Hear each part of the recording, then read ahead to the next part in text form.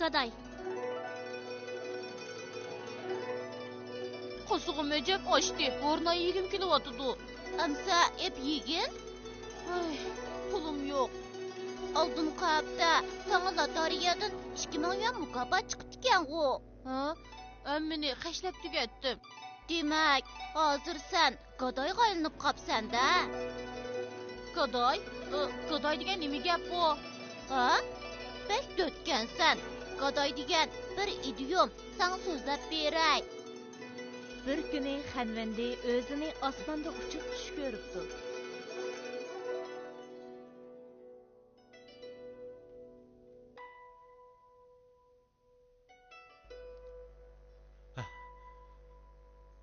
Ben erişik çıkaman. Bir nima bo'lmagansiz? Yo'q, hech nima bo'lmadim.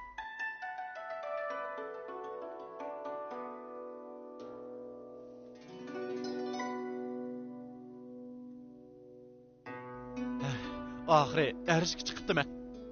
Hey, Evliya, to'xtab tursizlar. Evliya, to'xtasizlar. Evliya. Ay, aslida tushimkanda. Ha? Sen Oliylari rahim qilg'aylar. bo'ldi, qo'rqma. Isming nima? Qo'llari tung-tung bo'laman. Meni erishga chiqib qo'ygan Evliya, asli senkansan-da. Seni shu viloyatiga qarashliq mistig'i bilan tartiqlayman. O'z oldinga pul qo'ysang bo'ladi.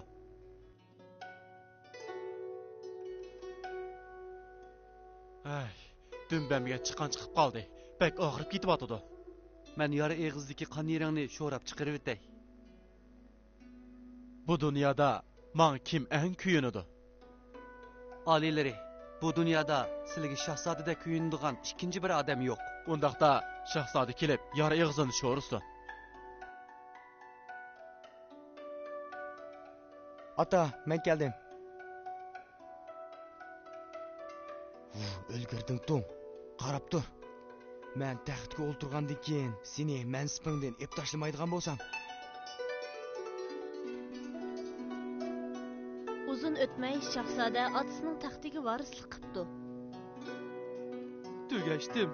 Butunlay tugashdim. Shahzoda meni butunlay vayron qildi. Endi qandoqmi qilaman?